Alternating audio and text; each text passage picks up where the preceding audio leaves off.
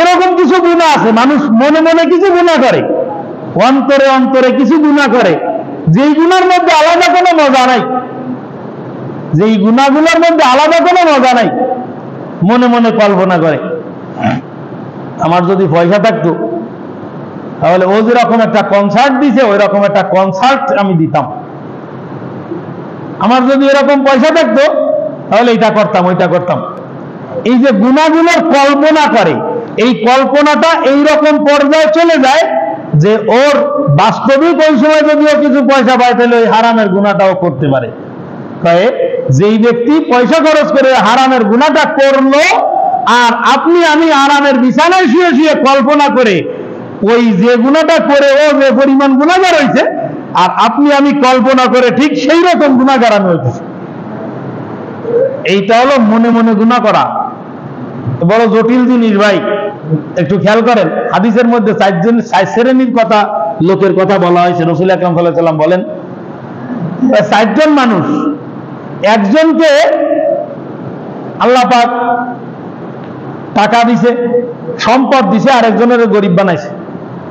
এখন ওই টাকাওয়ালা 2 হাত দিয়ে যখন দান করে, যাকাত দেয়, সদকা দেয়, দান দেন করে, তখন এই গরিব বেচারা ও বসে বসে কল্পনা করে, আয় রে আমার যদি পয়সা থাকতো তাহলে আমিও এই লোকটার মতো দান করতাম, আমিও এই লোকটার মতো দান করতাম। আমার নবী বলতেছেন ফা আজরুহুমা সাওয়াউন, এই দুইজনের দানের সব সমান সমান। সুবহানাল্লাহ বলেন। কঠিন ব্যাপার। আরেক ব্যক্তি, যেই ব্যক্তিকে আল্লাহ পাক রব্বুল আলামিন পয়সা দিবেন কিন্তু ইলম দেন নাই, পয়সা আছে কিন্তু ইলম নাই, কোন জায়গায় পয়সাটা খরচ করতে হয়, কোন জায়গায় পয়সা খরচ করা যাবে না, এই ধরনের কোনো নলেজ তার মধ্যে নাই।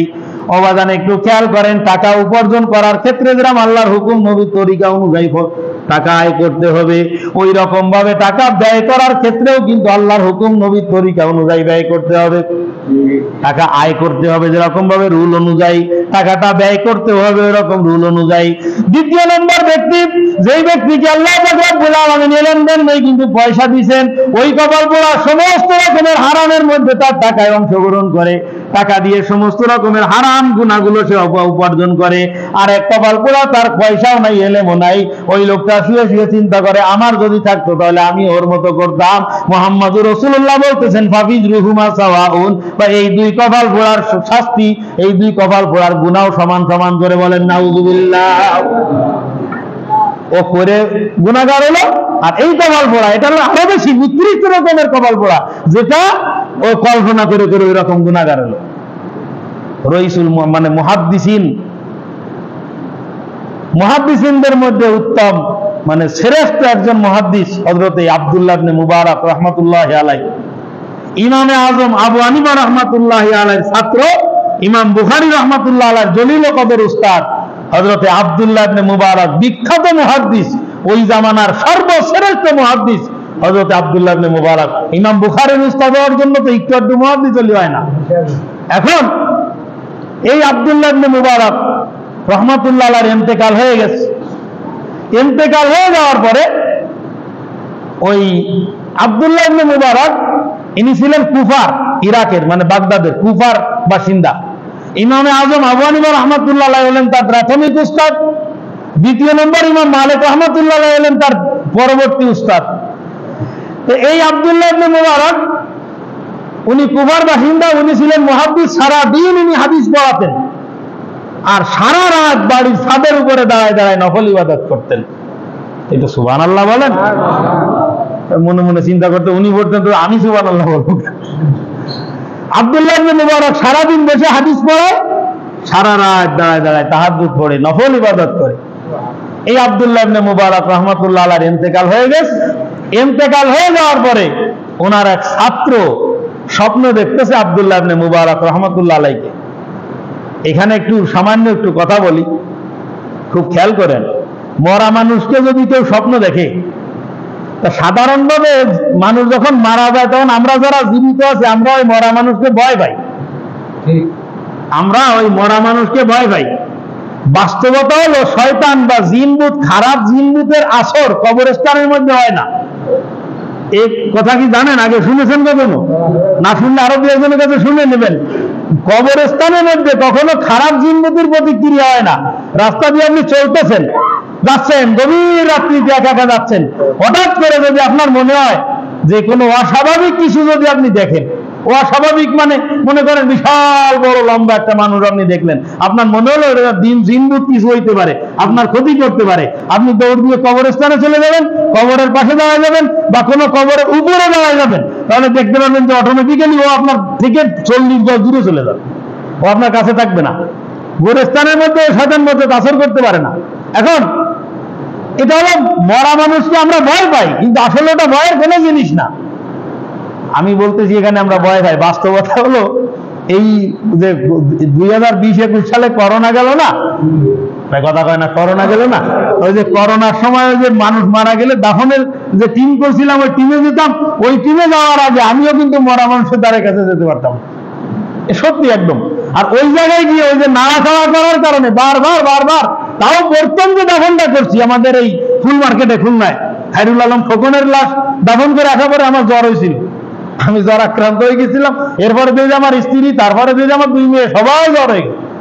এবার আমি ওই সময় মনে মনে চিন্তা করতেছি, আশ্চর্য ব্যাপার, আমার জ্বর হয়েছে ওইখান থেকে আসার পরে, এটা যদি প্রকাশ হয়, আমার শাশুড়ি অলরেডি মনে করে বলাইছে যে ওই কারণে মনে আমরা করোনা আক্রান্ত হয়ে গেছি।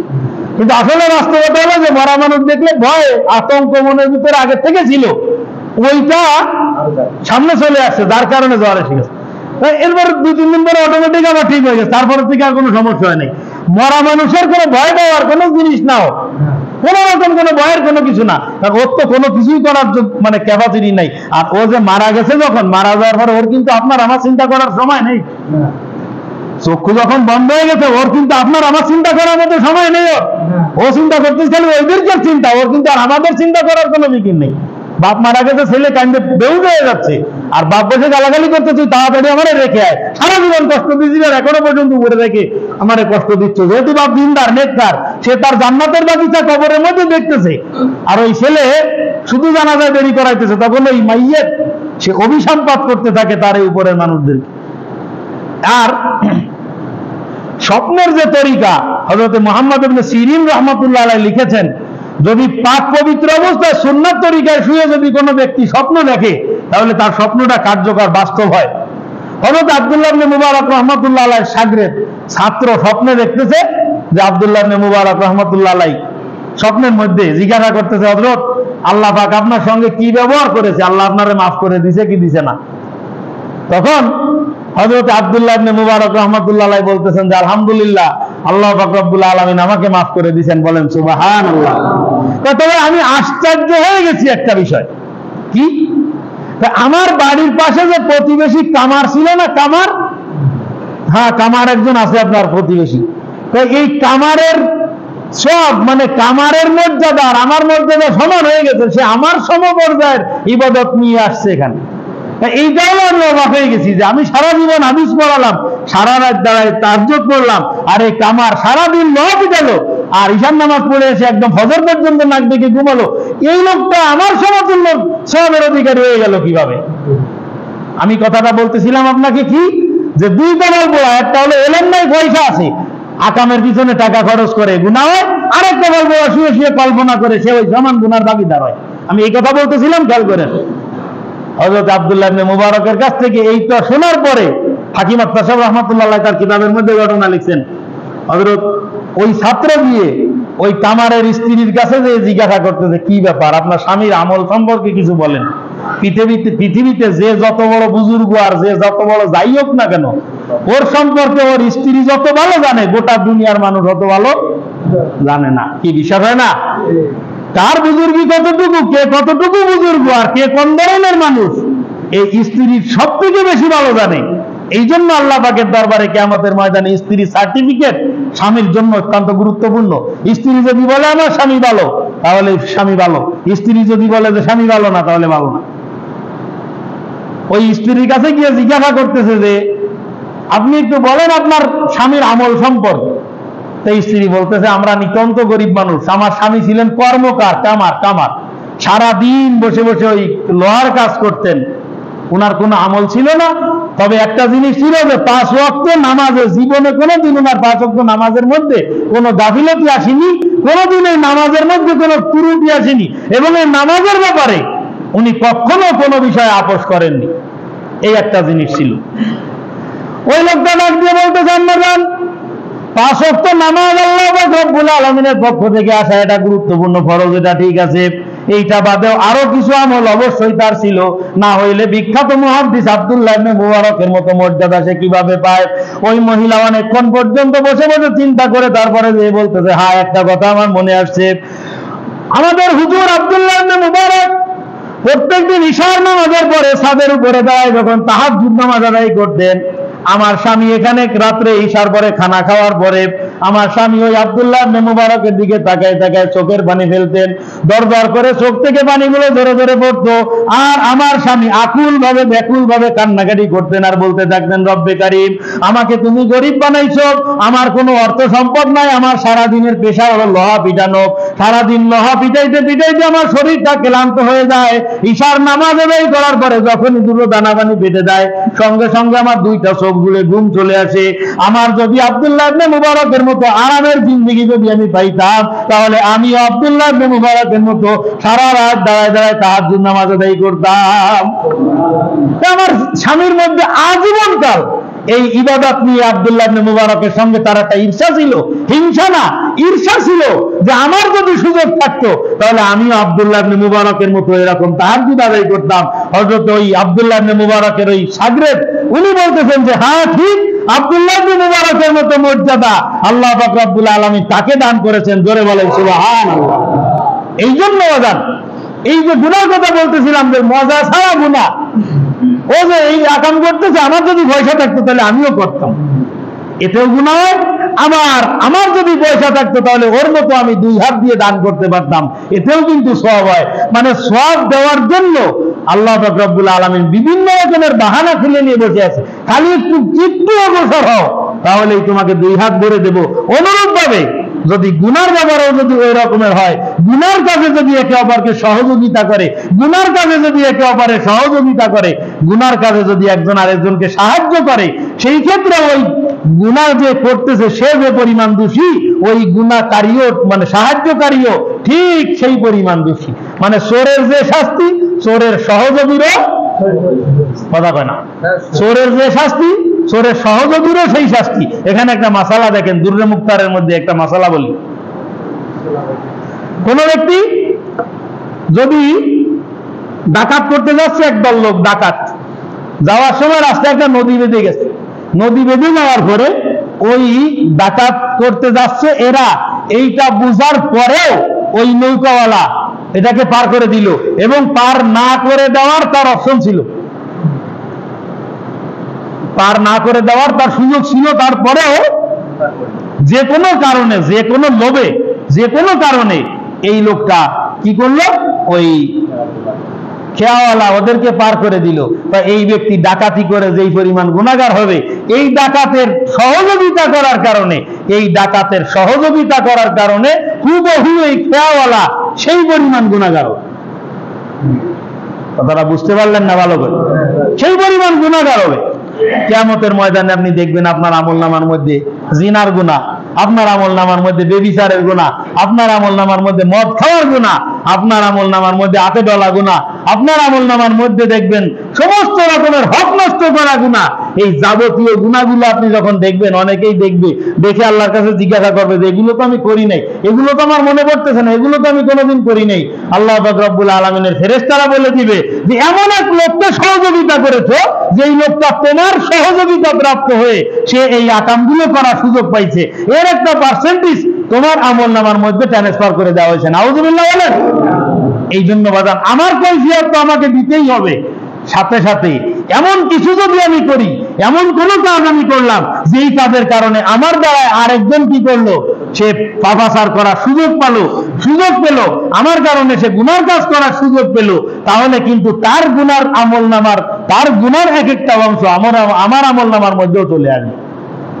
আমাদের আলোচনা ছিল কি, ইস্তাঈনু বিস-সবরি, সবরের সর্বপ্রথম স্তর, সবরের সর্বপ্রথম প্রকারটা হলো আপনার সমস্ত রকমের গুনাহ থেকে নিজেকে বিরত রাখা। এইখানে একটা বাস্তব একটা কথা খেয়াল করেন, সমস্ত রকমের গুনাহ থেকে নিজেকে বাঁচায় রাখা, এইটা কিন্তু একটা সবরের প্রথম স্তর, সব থেকে গুরুত্বপূর্ণ ফার্স্ট ক্লাস স্তর হলো এইটা। আমাদের মাইন্ড, আমাদের মন মানসিকতা। বর্তমানে আমাদের দেশের যে অবস্থা, এক একটা মানুষ এক এক রকমের দলের সাথে, এক এক রকমের প্রার্থীর সাথে বর্তমান সময় কাজ করতেছে। খবরদার খবরদার, মুসলমান হিসাবে আপনার আমার দ্বারায় যেন, আমার আঘাতে, আমার হাতের দ্বারায়, জবানের দ্বারায়, আমার দ্বারায় যেন আর কারো কষ্টের কারণ যেন আমি না হই। অনেক সময় দেখা যায় যে নির্বাচনের সময় গ্যান্দাম করে, গ্যান্দাম লেগে যায় না, দুই প্রার্থী সমর্থকদের মধ্যে গ্যান্দাম লেগে যায়। আপনি গ্যান্দাম করবেন কি জন্য? কিসের আশায় আপনি গ্যান্দাম করবেন? আপনার প্রতিবেশী যে আছে, আপনি আপনার স্বার্থের কারণে ওই প্রতিবেশীর মাথায় বাড়ি দিলেন, সেই প্রতিবেশী আপনার মাথায় বাড়ি দিতে আসছে তার স্বার্থের কারণে, দুইজন দুই প্রার্থীর পিছনে লড়তেছেন। আপনি আক্রান্ত হয়ে যাওয়ার পরে, আপনি কোনো সমস্যাগ্রস্ত হয়ে যাওয়ার পরে, ওই যার জন্য আপনি কাজ করতেছেন সে আপনাকে দেখতে আসবে, সে আপনার পর্যন্ত পৌঁছাবে, এটা কিন্তু অনেক কঠিন ব্যাপার। এই কথা ঠিক না? এটা অনেক কঠিন ব্যাপার না? আপনার কি ফায়দাটা আছে? আপনি যে ব্যানওয়ালা, আপনি কিন্তু আগেও সেই ব্যানওয়ালা থাকবেন। আপনি যে রিক্সাওয়ালা, আগেও সেই রিক্সাওয়ালা থাকবেন। আপনি যে ব্যবসায়ী, আগেও সেই ব্যবসায়ী থাকবেন। আপনি দিনমজুর, আগেও সেই দিনমজুর থাকবেন। আপনার কোনো পরিবর্তন হবে না। পরিবর্তন হবে যার পিছনে আপনি কাজ করতেছেন, সেই যার পিছনে মনে চায় সে তার পিছনে কাজ করেন, কোন রকম কোনো বাধা নাই। কিন্তু কথা হলো, কোন রকম কোনো অন্যায় অপরাধের সঙ্গে যেন আমি জড়াই না দেখি। কি মনে থাকবে না কথা? ইনশাল্লাহ। রাগ করতেছেন নাকি আপনারা? কোন রকম কোন অন্যায় অপরাধের মধ্যে আমি জড়াই যাব না, কোন রকম কোন অপকর্মের মধ্যে আমি জড়াই যাব না, কোন রকম কোন ক্ষতি, রাষ্ট্রবিরোধী কোন কাজ, সমাজ বিরোধী কোন কাজ, মানবতা বিরোধী কোন কাজের মধ্যে আমি অংশগ্রহণ করব না।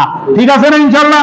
আমার যারা পছন্দ আমি তার পিছনে যাব, কোনো সমস্যা নাই। এটা আমার স্বাধীনতা, এটা আমার নাগরিক অধিকার, যে কোনো লোকের পিছনে আমি যেতে পারি, কোনো সমস্যা নাই। কিন্তু কথা হলো, আমার দ্বারাই কোনো রাষ্ট্রের সম্পদ ক্ষতি না হোক, আমার দ্বারাই কোনো মানুষের সম্পদের ক্ষতি না হোক, আমার দ্বারাই আমার ভাইয়ের ক্ষতি না হোক, আমার দ্বারাই এক কথায় কোন রকম কোনো আকাম, কোন রকম কোনো অপকর্ম যেন আমার হাত দিয়ে সংগঠিত না হোক। মনে থাকবে না ইনশাল্লাহ? অনেকে অসন্তুষ্ট হয়ে গেছে, মনে থাকবে না ইনশাল্লাহ?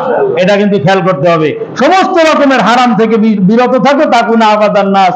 আল্লাহ নবী বলেন, সব থেকে বড় আবেদ তুমি হইতে পারবা মানুষের চোখের পানি যদি আপনার বিরুদ্ধে বের হয়, একদিন না একদিন কিন্তু ওই চোখের পানির কৈফিয়ত আল্লাহর দরবারে আপনাকে দিতে হবে। এটা কিন্তু মুখস্থ রাখবেন। খবরদার খবরদার, আমি কখনো কোনো অবস্থায় কারো চোখের পানির কারণ হব না, ইনশাআল্লাহ হব না। কোনো সময়ের জন্য কারো চোখের পানির কারণ যেন আমি না হই। ইস্তাঈনু বিস-সাবরি ওয়াস-সালাত। আল্লাহ পাক রব্বুল আলামিন বলেন, সবরের দ্বারা এবং নামাজের মাধ্যমে তোমরা আমি আল্লাহ পাকের কাছে সাহায্য প্রার্থনা করো। বাগান বলতেছিলাম, সবরের এক নম্বর স্তর হলো সমস্ত রকমের পাপাচার থেকে ফিরে থাকা। আর বাকি যে দুইটা আছে, আগামী সপ্তাহে ইনশাআল্লাহ এর পর থেকে